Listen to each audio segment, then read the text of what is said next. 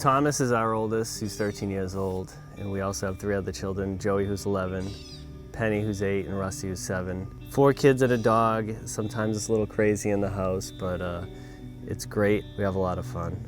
Thomas was diagnosed in October 2012. Probably a year before, he was a normal little 5-year-old boy who was playing soccer, running around, having fun. He was starting to complain of pain walking up the hill, things he had done on a regular basis, and mile markers that children do develop just on a regular basis. He was starting to regress. His younger brother, who's 18 months younger, was reaching them faster than he was all of a sudden, and things that Thomas could do one spring he couldn't do anymore. For example, hang on the monkey bars. Joey was going across the monkey bars and Thomas couldn't hold on anymore. He couldn't stand the heat, and we couldn't understand why. He always wanted to go inside.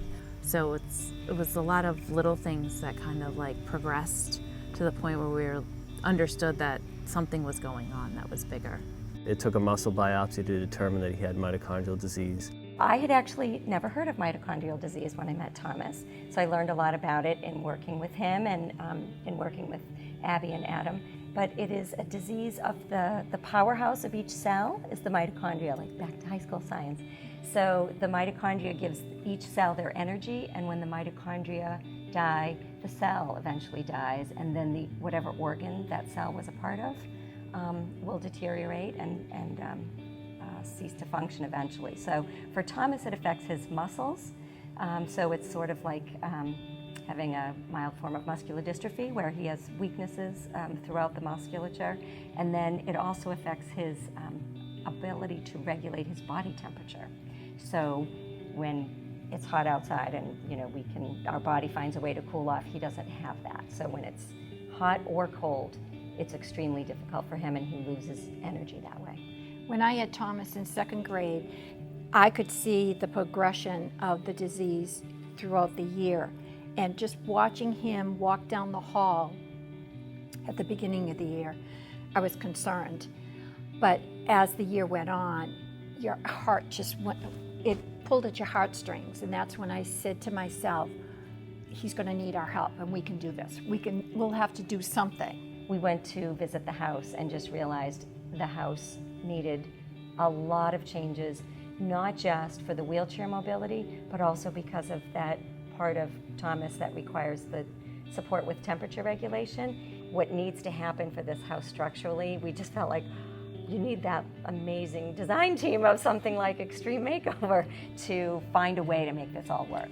So they called us on Monday and said, are you good with us submitting you guys to Extreme Home Makeover? HGTV is going out again.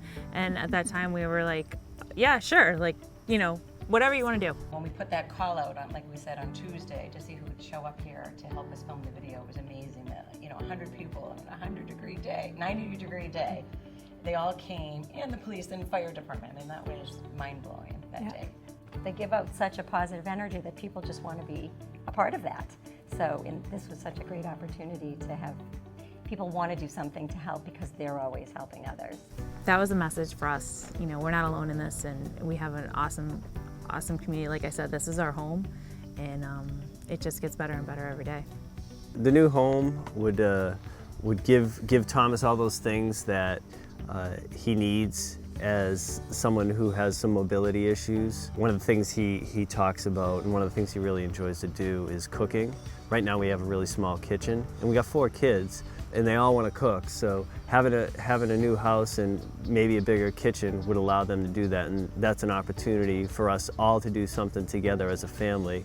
Right now the 3 boys all share the same room, and as time goes on, as they get older, it's already cramped now. It's just going to get even more cramped as time goes on. Right now he still goes into our bathroom, takes a shower, which he's okay with. But it's challenging.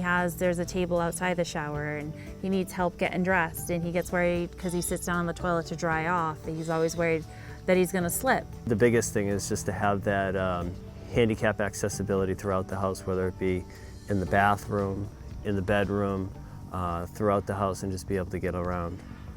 So we wish we knew the next step. We have sent the nomination and the application into the HGTV.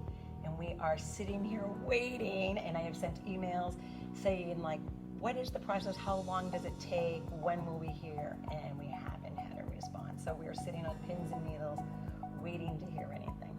I have to say that, you know, this whole thing with HGTV is come on over. HGTV can knock on my door any day. But that just being nominated and having the opportunity to educate and share more and be an advocate for mitochondrial disease, because it is a rare disease and our son has it and no case is identical to any other case. This whole project, you know, for the Extreme Home Makeover it's a lot bigger than just one family and a new house.